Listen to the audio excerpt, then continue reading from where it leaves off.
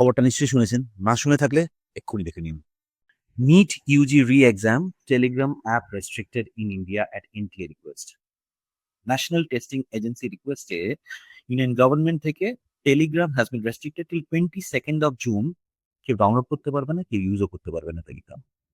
আর এই টেলিগ্রাম চ্যানেলটাকে ব্যান করে দেওয়ার পেছনে যে কারণটা ইউনিয়ন গভর্নমেন্ট আমাদেরকে দিচ্ছে সেটি হলো যে এই ব্যানটা করা হচ্ছে till 22nd of June, so that there is no further leakage of NEET exam papers. ওকে, আপনারা সবাই জানেন NEET exam 21st of June রি-এক্সাম আছে। তো 22nd of June কিন্তু টেলিগ্রাম আবার অ্যাভেলেবল হয়ে যাবে ইন্ডিয়াতে।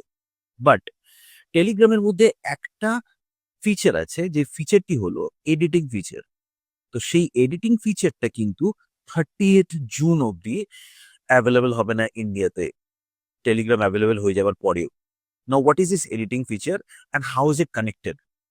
টেলিগ্রামে যে এডিটিং ফিচারটি আছে সেটি থ্রু দিয়ে আপনি ব্যাকডেটের কোনো একটা পোস্টে গিয়ে কিছু একটা এডিট করে দিতে পারেন, যেখানে আপনার সেই ডেট আর টাইমটা কিন্তু ব্যাকডেটেরই থাকবে, কিন্তু এডিট করে আপনি নতুন কোনো একটা মেসেজ লিখে দিতে পারেন বা আপলোড করে দিতে পারেন।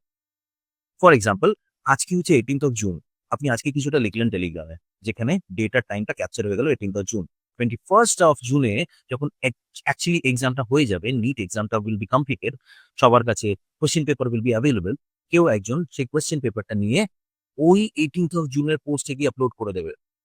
আর একটা প্রবলেম ক্রিয়েট করে ফেলবে সারা দেশের মধ্যে, যে NEET exam has been compromise because 18th of June টেলিগ্রামে পেপার কিন্তু অ্যাভেলেবল হয়ে গেছিল। এটাকে নিয়ে একটা কেওয়াস হয়ে যাবে। এই জিনিসটাকে আটকানোর জন্য government has band the entire Telegram channel. Now, 15 crore Indians are currently subscribers of Telegram channel, and they use it for various purposes, for business, for studies, and for many other educational activities. তো এই 15 crore ইন্ডিয়ান্সকে একটা channel ban করে দিয়ে তাদেরকে প্রবলেমে ফেলে দেওয়া কি গভর্নমেন্ট এটা ঠিক হয়েছে? নাকি they should have taken some targeted approach to stop these fraudulent activities rather than banning an entire channel, creating problem for so many Indians? Please একটু জানাবেন কমেন্ট করে।